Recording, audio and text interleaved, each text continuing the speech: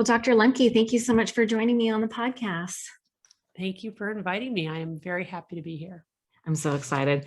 Listen, I say that all the time, but I really, really mean it this time.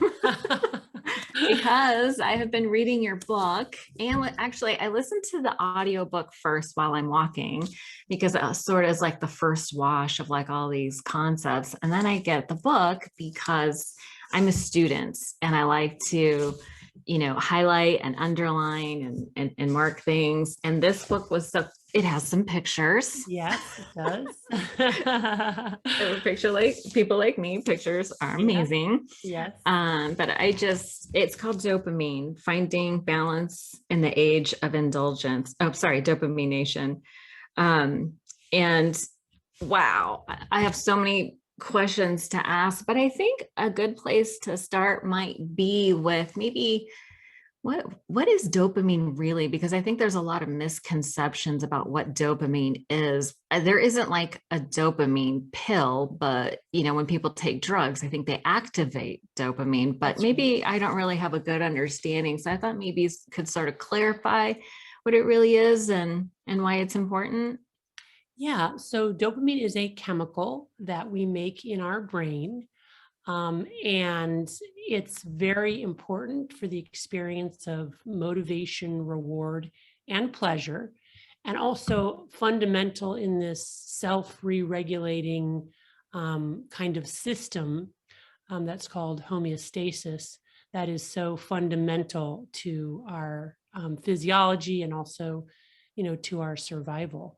So essentially, in a kind of broad brushstrokes, simplified form, if you imagine that there is a balance in your brain, kind of like a teeter-totter in a kid's playground, when we do something pleasurable, that balance tips one way. And when we do something that's painful, that balance tips the other way. Or when we ingest a substance that's pleasurable, or when we have an injury, we cut our finger and it tips to the side of pain. But one of the overarching rules governing that balance is that it wants to remain level or preserve what neuroscientists call homeostasis. And it will work very hard to preserve a level balance with any deviation from neutrality. So when we do something that is pleasurable, we release dopamine, the pleasure neurotransmitter, in the brain's reward pathway, which is a special part of our brain that's been conserved over millions of years and is the same across many different species, even very primitive organisms. And that balance tips slightly to the side of pleasure. But no sooner has that happened than our brain will try to re-regulate to bring that balance level again. And it does that by down-regulating dopamine production and down-regulating dopamine transmission in the reward pathway. But it doesn't just bring dopamine back down to tonic baseline levels, it actually brings it below baseline. So what happens, I think of that as these gremlins hopping on the pain side of the balance to bring it level again, but they stay on until the balance is tipped an equal and opposite amount to the side of pain. Yes, and that's, of course, the come down. I'm looking at the book. Yeah, right. There's a little graphic in there with the balance and with gremlins, right? I'm also a visual thinker, and so I just, wanted to create a simple metaphor. This is brilliant. On page 52 of the book, there's like the seesaw or the teeter-totter that you mentioned. And I thought that was so interesting because when you're talking about, when we indulge in the dopamine, like, even on the little graph is chocolate, social media, gaming, porn, shopping, in my case, drugs, alcohol, all that stuff. Not to say that I don't indulge in social media or those other things, shopping. That there is that deficit. It's like the equal opposite. Yes, right. For every pleasure, we pay a price. Yes. And that price is the come down. It sometimes can be very subtle outside of conscious awareness, but it's there. Yeah. And, if we wait long enough, that feeling of wanting to buy one more thing or watch one more video or have one more piece of chocolate goes away and homeostasis is restored. But if we continue to bombard our dopamine reward pathway with highly reinforcing drugs and behaviors, what ends up happening is that to compensate for that, let's say, artificially high levels of dopamine, and I call it artificial because, the fundamental difference between things that are addictive and those that are not, are that addictive things release a whole lot more dopamine in the reward pathway. And of course, technology has taken even things that were not addictive, like food, and made them highly potent and turned them into drugs, or human connection. Social media has drugified human connection. But as a result of constantly bombarding our dopamine reward pathways, what ends up happening is our brains are desperately trying to compensate. And so they're way down-regulated. Our brains are down-regulating our dopamine production. And we end up in this kind of chronic dopamine deficit state where we have, thousands of gremlins on the pain side of the balance, and they've kind of camped out there, right? They've brought their barbecues, their tents, they're not going anywhere fast. And it lasts a long time, which I think is really fundamental to understanding a couple of things. The first thing is, why on earth do people with addiction relapse after months or even years of recovery and abstinence, and their lives are so much better? Why on earth would they go back to using? The reason is because they're not necessarily walking around with a level balance. They are potentially walking around with a balance tilted to the side of pain, on a daily basis experiencing the universal symptoms of withdrawal, which can last for months to years. And those include anxiety, insomnia, irritability, depression, and craving or intrusive thoughts of wanting to use. The other reason I think this balance is really helpful is because not only does it allow us to understand the disease of addiction and relapse and to have compassion for that, but also it might explain, and this is the fundamental hypothesis of Dopamine Nation, why it is that despite the fact that we have all our survival needs met and then some, why are rates of depression, anxiety, and suicide going up all over the world, especially in rich countries?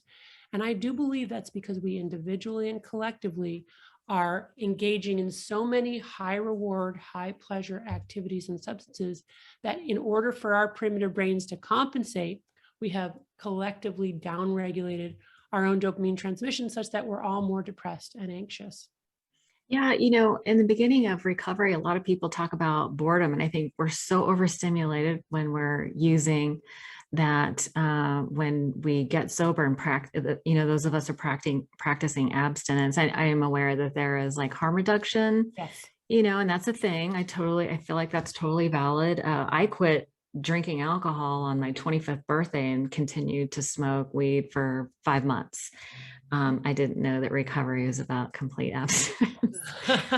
That's just, they called it the marijuana maintenance program back in the day. But anyway, now we're calling it harm reduction, which is fine. But what I thought was so interesting is, and this is what I have heard over the years, is that when people first get sober, they're bored. Mm-hmm. And I listened to the interview you did with Dr. Andrew Huberman, and you were talking about boredom and anxiety, which at first blush, you wouldn't think that those two go together. But when all your needs are met and you really have, and you don't have a passion, or in my case, obsessions for different things. If you don't have that, you like get bored, and then it's like, it creates anxiety, right? I see that in my kids. Yeah, of course.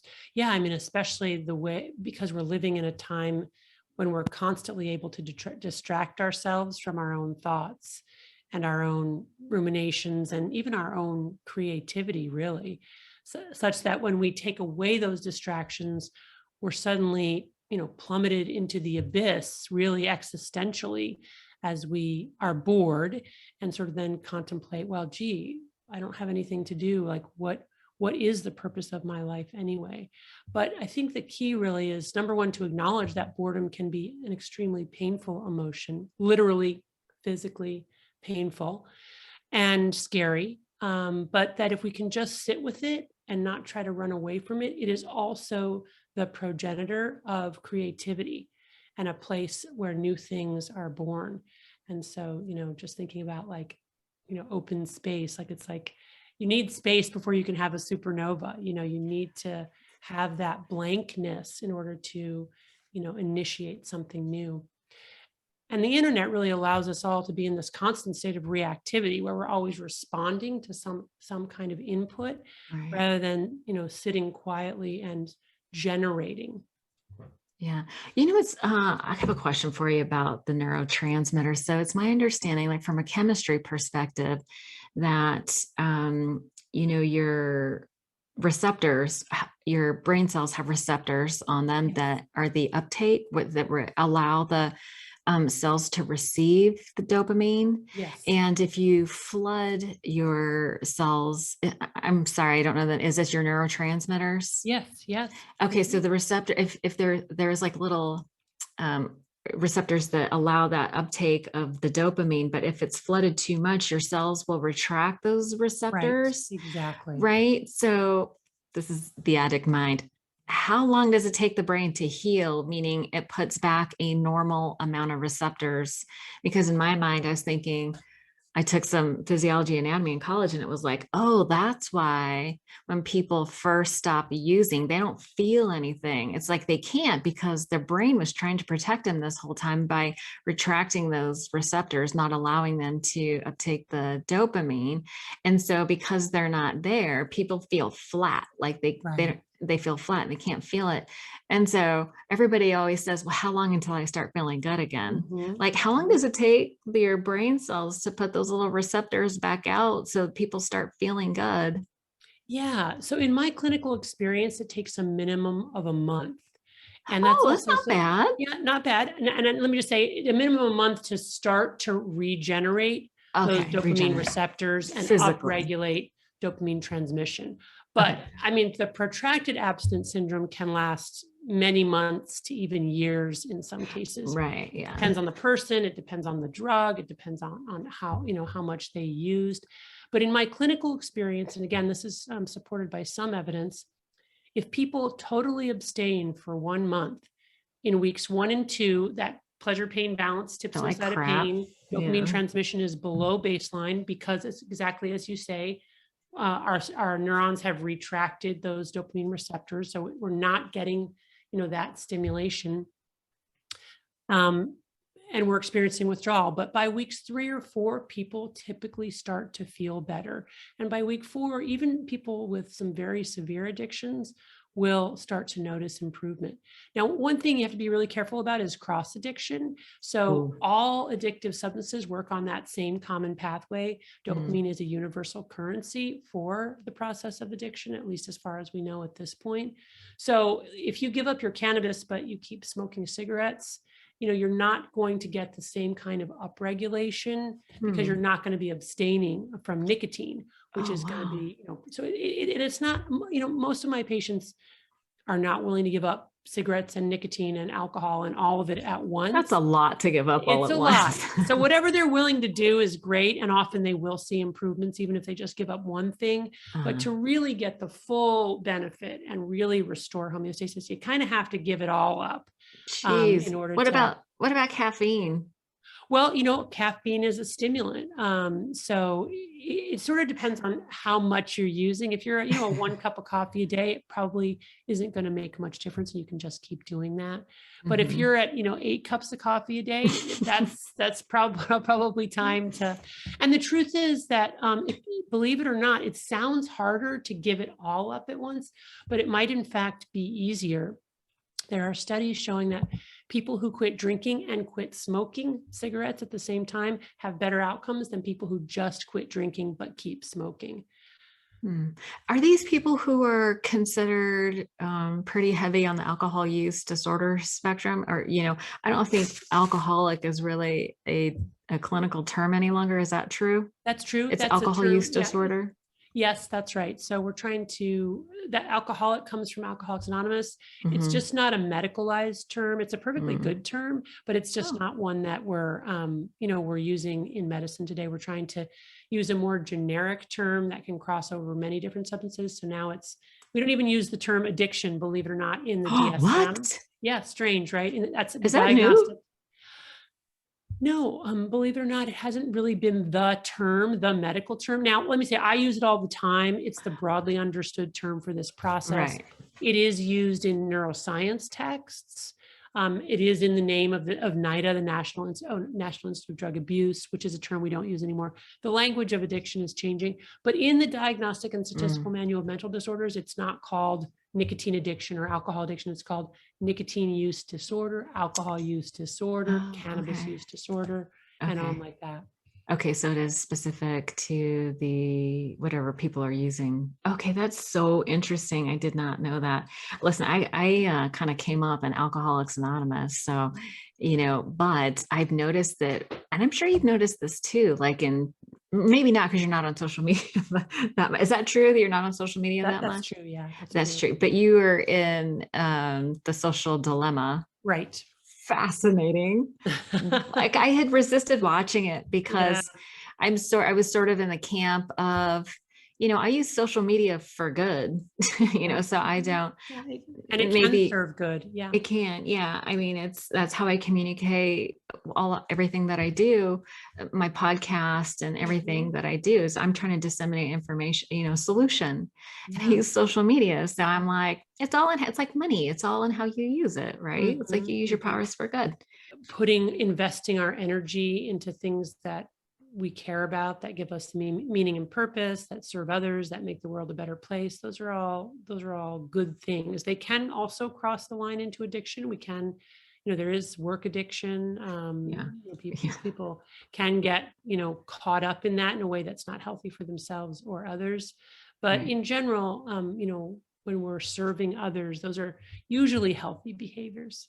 It's so interesting to see that the vernacular is changing in the world of social media, how people like me who are trying to disseminate information about recovery and sobriety, the vernacular is changing because a lot of people, women especially, actually are very like anti AA because of the male dominated vocabulary. And, there's this sort of patriarchal overtone and overtures. And I kind of grew up in the church where I learned to, you're supposed to read the Bible and then you sort of decipher what it means to you. When I got sober, I was like, these people are like, oh, you can solve that problem here. And I was like, I'm all in. And I would Mhm. read the text and literature and I would just like I had the ability to translate into what it means to me. So I didn't really get hung up on, I was super desperate to be sober. So I didn't get hung up on terms like alcoholic Mhm. or, you know, everything being in he, him. There's like in the book, Mhm. I'm sure you're familiar, a chapter to the wives, Mhm. as Right. if, Yes. as Right. if we were, the women were sort of secondary. And so there's all this discussion right now about how, like a lot of people I interview, they talk about alcohol free. They won't even use the Mhm. word. Ah, mhm. Like alcoholic seems shaming. Uh-huh. Okay. Or have you experienced that in the people that come to see you? I certainly have, encountered a lot of people for whom AA was not useful or effective, but I've encountered an equal number or more for whom AA was absolutely, the lifesaver for them, men and women. I think it's important to put AA into its historical context. It started in the Right. 1930s. It was started by, two men who met each other and supported each other. It is one of the most remarkable and robust social movements in the last 100 years, totally peer driven, takes no financial outside support, takes no political stance, is free, is everywhere. And I do agree with you that, language is important and needs to change with changing times. And I think there have been some updates to the big book, to Oh make yeah, it more they've grown though. modern and more accessible. And certainly I'm aware of abuses in the rooms and in AA. Yeah, I'm glad today that there are many options, different options for people yeah, to get into recovery online, in person, abstinence oriented, moderation oriented. I think this is great. I think there are lots of paths to the top of the mountain, but I would not throw out AA. I think no, it's a really powerful philosophy and approach, and just absolutely miraculous for people for whom it works and who actively participate. yeah. Well, there you go. You have to actively participate. I'm a Yes. huge fan. Like it absolutely. There was not actually when I got sober 27 years ago. There wasn't really nothing else. Yeah, There was really nothing else. I that's was right. super grateful, and I lived in San Jose, so in the Bay Area where you are. There were like 800 meetings a week, Yeah, and there were women's meetings and that's very right. specialized meetings. I used to go to a 6 a.m. meeting every day that attracts a certain crowd. So I was super lucky. And I know that's not the case everywhere, but The other thing to keep in mind is that the rates of alcohol use disorder in women have gone up 85% in the last 2 decades.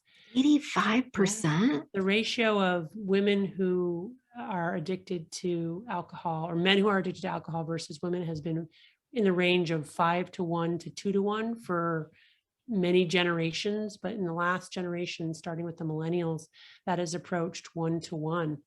So now women are as likely to present with an alcohol use disorder as men, which is a brand new phenomenon.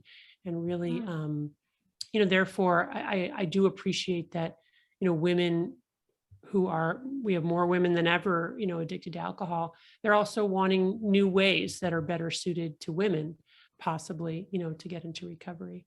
Yeah, I had a friend point out that, the court system is sending people to AA who may or may not belong there, predators, people with, violent histories or whatever, that, the court system is sending a lot of people there too. I always tell women to go to women's meetings. I think that's a good place to start. Or what I say to people is that, going to meetings is a little bit, maybe this isn't a great analogy, but it's a little bit like dating. You have to, meet go to a bunch of different meetings before you find one that you like. Actually, that's a great analogy. And kiss a lot of frogs. Yeah, and the truth is that recovery is better in some meetings than others. So you want to make sure you find a meeting where there's good recovery, and recovery can change. These are very organic human gatherings, and you can have a meeting that's really healthy and positive, and then it loses a few key people, or there's some other disruption of location or time. You lose that frame and you lose the meeting. So it's important to to just make sure you're going to good meetings. Yeah, absolutely. And I've seen like for women who have children, so I was with my husband, he's sober, and we didn't go to meetings together for like 10 years when we first had kids, because number one, I can't focus on if I'm going to bring my kid to him. Yeah. It was just hard. For a variety of mindset. Yeah. Yeah. So for women, when they have kids, it's like lifestyle changes, affect your ability to go to meetings. I know for some women, it was like they're working full time, they have kids. It's like, you want me to go to 90 meetings in 90 days? That seems impossible. But, nowadays it's a little different because we have online meetings and things that. Right. We have a little more, gosh, I know the pandemic was really hard on a lot of people in a lot of ways, but it also it has now provided new opportunities, because now women can go to meeting. Like we can literally, there's an international women's meeting that goes 24/7. Wow, that's cool. Yeah, it's been continuous for months now. I want to ask you, I have so many questions.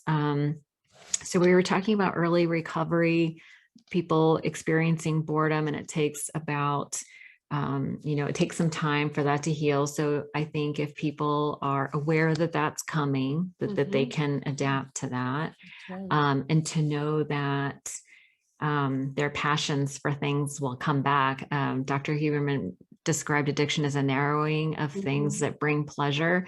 And it's so interesting because as soon as we set it down, it's like we start finding other things interesting again. When it comes to, so I'm a mom, I know a lot of my listeners you're a mom, the whole video game thing, especially in this age of pandemic where kids don't really have a whole lot to do and they're craving connection. It's been really confusing as a parent to know how to support your kids. It's like, listen, I can't entertain, they're teenagers. I can't entertain them the whole time. It's like, I have work to do, but I'm terrified about what happens to them sometimes in this age. And I have moms that are like, and our kids are so in touch with like their neurosis now. Like when I was coming up, we didn't know that my sister was struggling with clinical depression. We didn't know that that was a thing. Whatever, 40, I don't know how old, I don't do math, a long time ago. But now the kids are like, oh, I have anxiety, I have depression, I have this. It's, the sexual orientation is so fluid. And it's like, as a parent, it's hard to know how to support your kids, because we were I think you grew up with did you grow up with like a little bit of tough love? Yeah. A little bit of healthy neglect, I think is fair to say. maybe verging on unhealthy neglect, but yeah, basically. Benign, is that a thing? Benign? Yeah. So yeah, my mom was a total hard ass. So it was like, it was the whole go figure it out. That's right. Yeah, for yourself. But we don't do that to our kids now because we are aware of like the suicide rate. So I feel like we're between a rock and a hard place because we can't really do the hard ass thing anymore because our kids might kill themselves. And it's like, how as a mom am I supposed to help my kids through the difficult times without them getting addicted to video games? Or like, even if they're home all the time, they're not doing drugs and alcohol, they can still be, porn and listen, I don't even want to know, but let's just say video games, just like the online stimulation. Right. How do I, as a mom, like you're a mom, how do you help your kids? How do we help our kids like self-regulate? Well, I think an important place to start is to talk about how pleasure and pain are processed in the brain, and how the brain really does want to assert this level balance or preserve homeostasis, and that any deviation from neutrality, whether it's on the pleasure side or the pain side, actually constitutes a stressor to the brain. So when we think about what's stressing kids out now, I would argue, as I do argue in my book, that it's all of the feel-good drugs and behaviors that's actually contributing to the stressors itself. Because when the kids are playing these video games, they're getting a huge bolus of dopamine in their reward pathway. Then their brains need to compensate by downregulating their own dopamine transmission, bringing in those postsynaptic receptors, such that, when those kids try to pull away from the video game, first of all, it's very hard to do that. They will experientially describe that.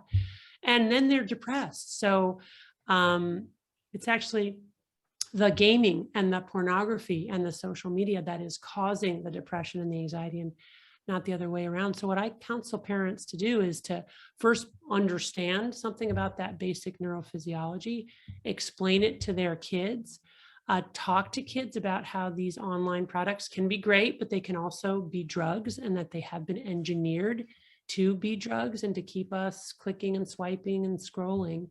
And that we have to be really mindful of how we're using them, and that in moderation, it's just fine.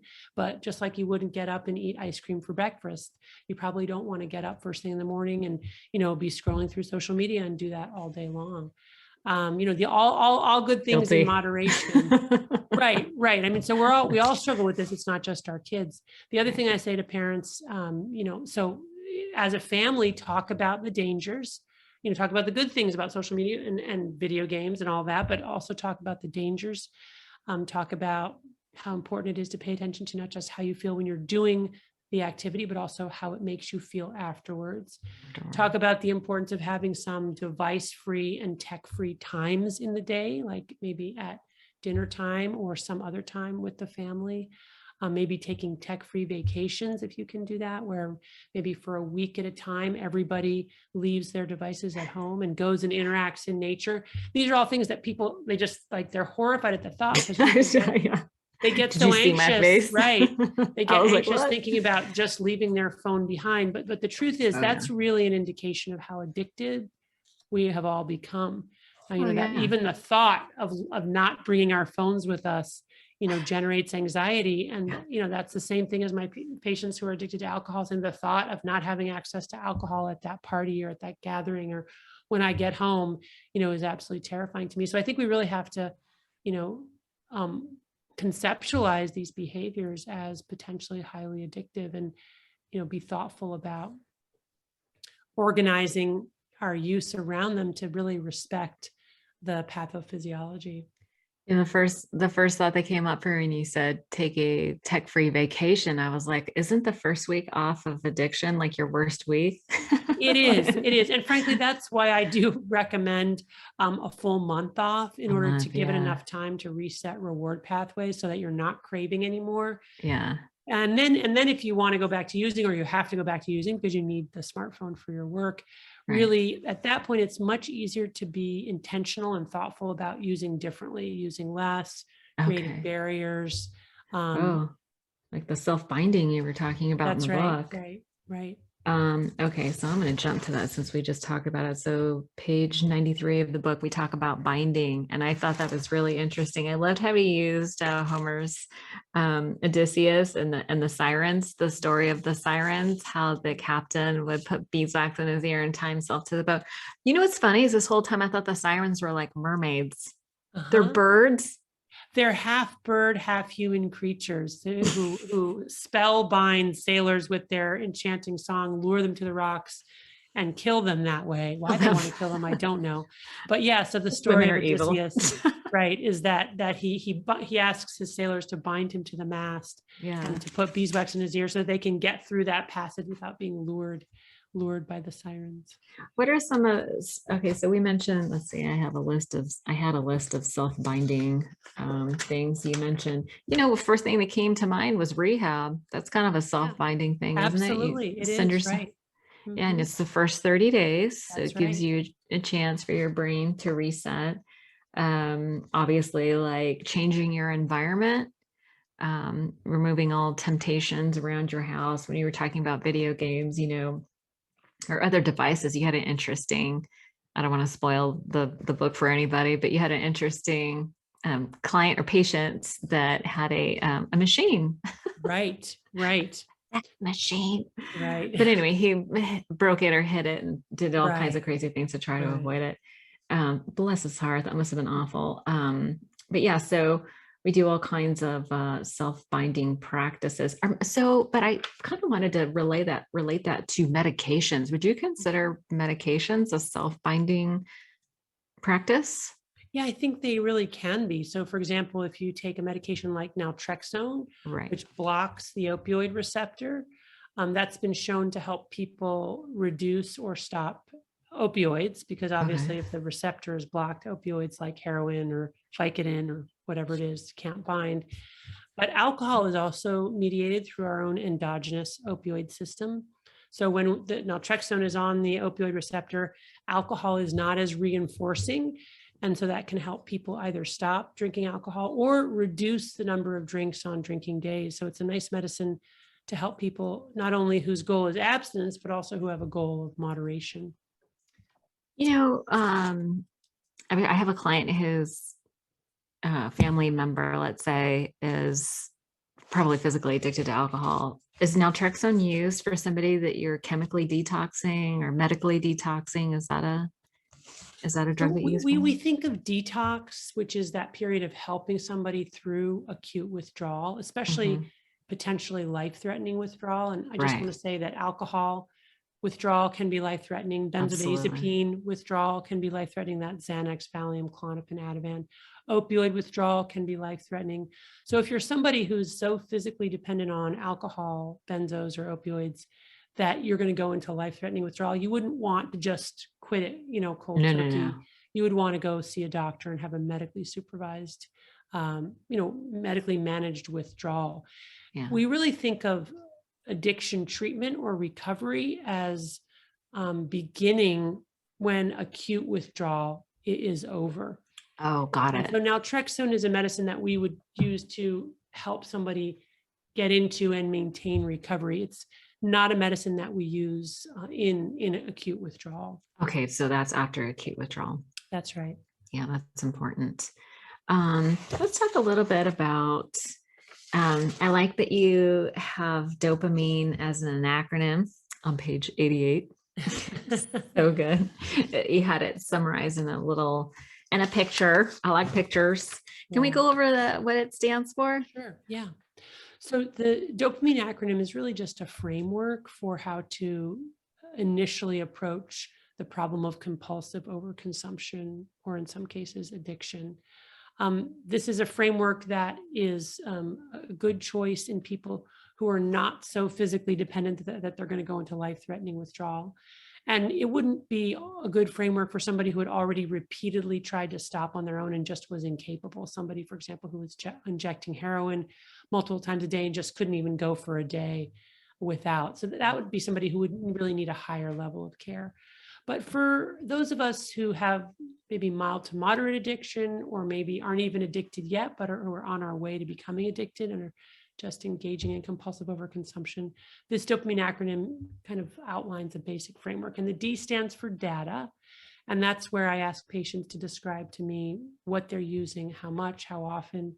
And just by getting them to articulate to another human being what they're doing, that often brings into relief their actual use in a way that they can be in denial about, as long as it's just kind of this amorphous behavior in their heads.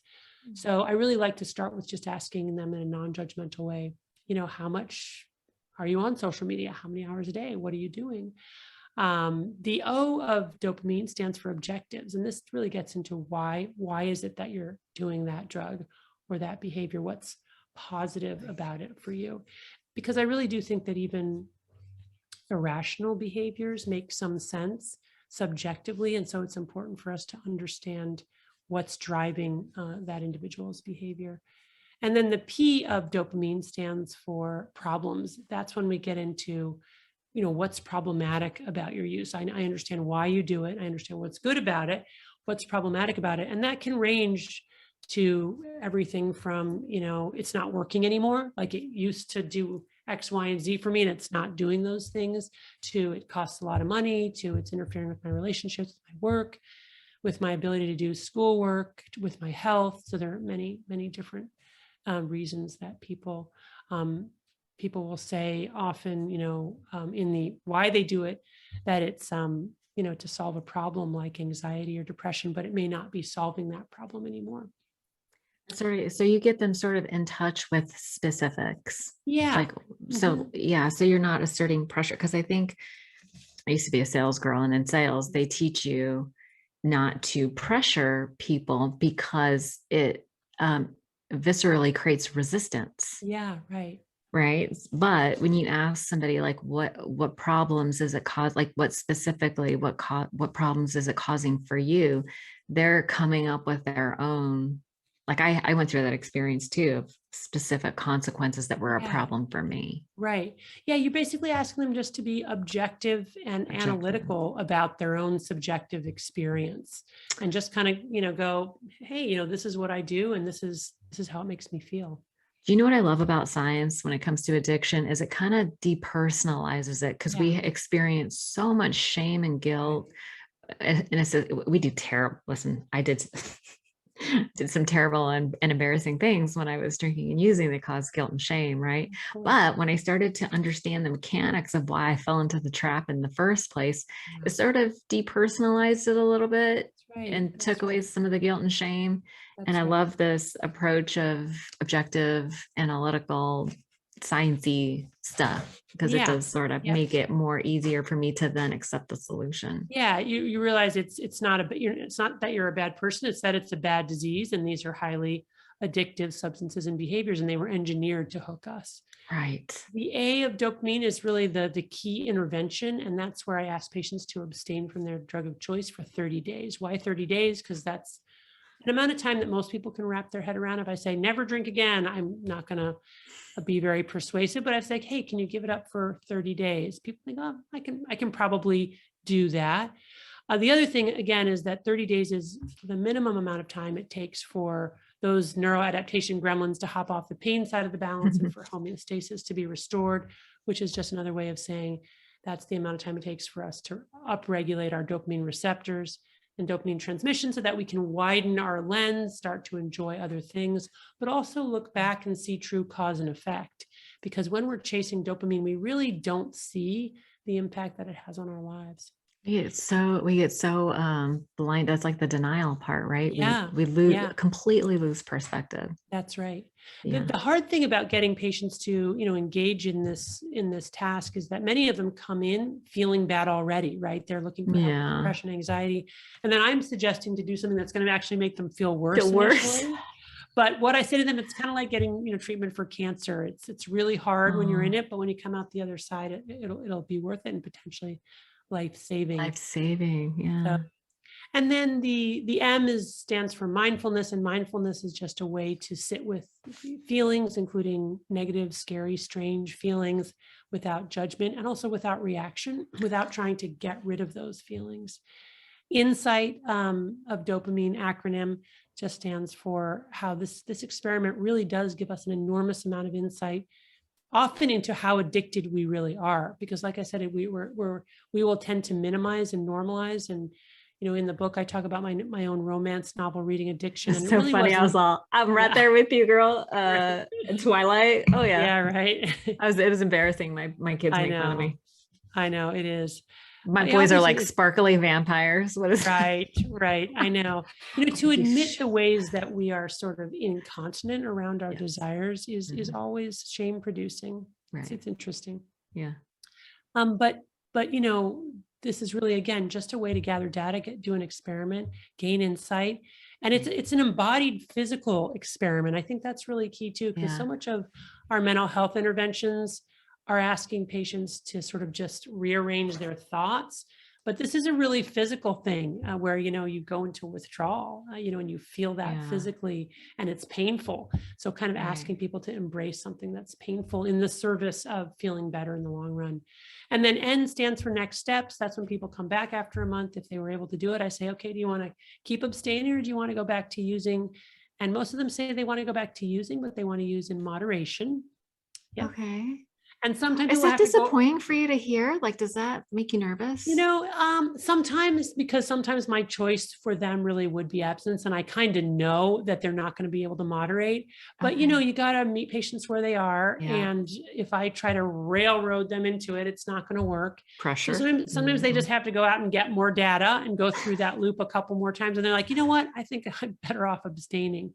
Yeah. That's much more persuasive than if I try to tell them that's not really going to work for you.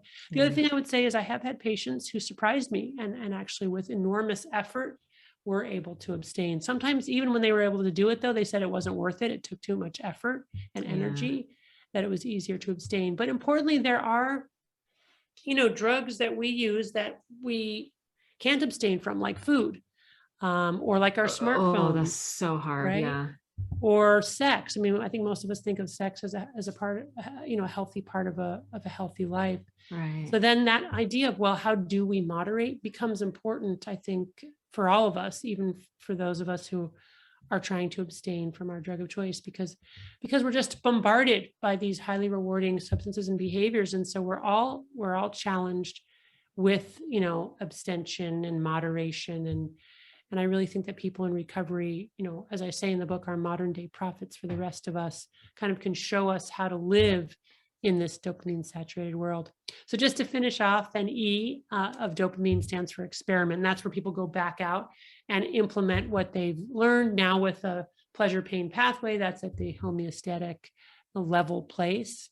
So they can go out and have a better chance of being successful with moderation or abstinence or whatever it is.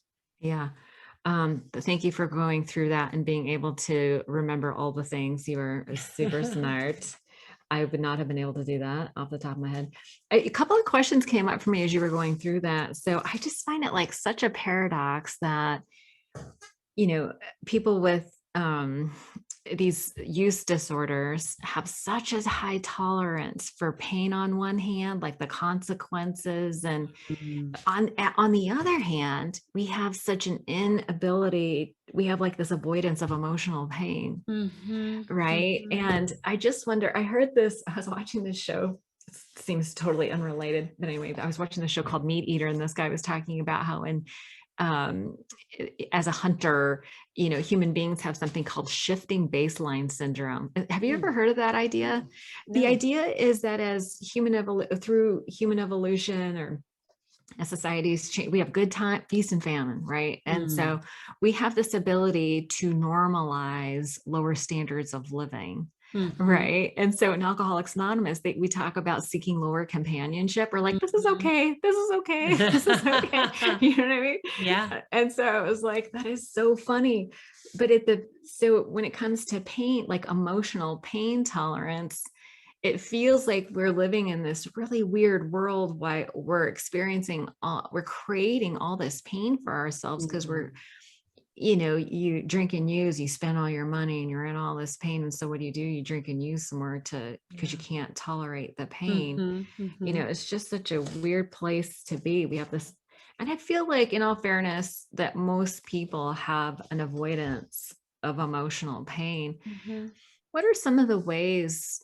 I mean, I feel like, the great thing about AA is like we have community, like it's a ready-made community to Yeah. help us get through emotional pain. I shared with you earlier that my mom is ill. I just found out last week that she's terminally ill, and I'm not insensitive.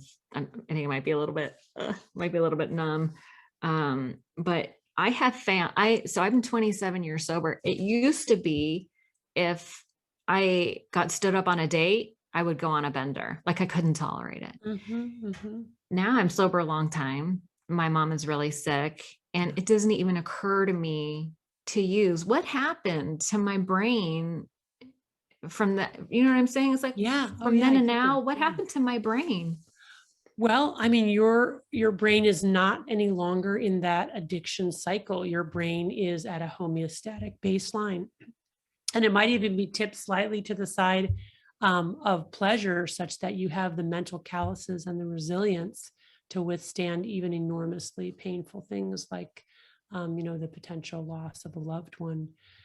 Again, I just think that thinking about the balance and the neurophysiology, and that what happens when people are in their addiction loop is that they're essentially walking around with a pleasure pain balance tipped chronically to the side of pain. Their dopamine transmission is at chronically lower levels. And so there's an enormous physiologic drive to get their drug and to prioritize that drug over everything else, not to get high, but just to get out of pain and to feel normal. Whereas and that also means that even the merest slight is going to make you feel more pain because you're already in this painful state. And that, what we call natural rewards, more modest rewards, food, clothing, shelter, a good conversation with a friend, will no longer be adequate, right? Because you've got all these gremlins camped out on the pain side of the balance. Now you need a great big bolus of a supercharged, potent drug just to bring you level again.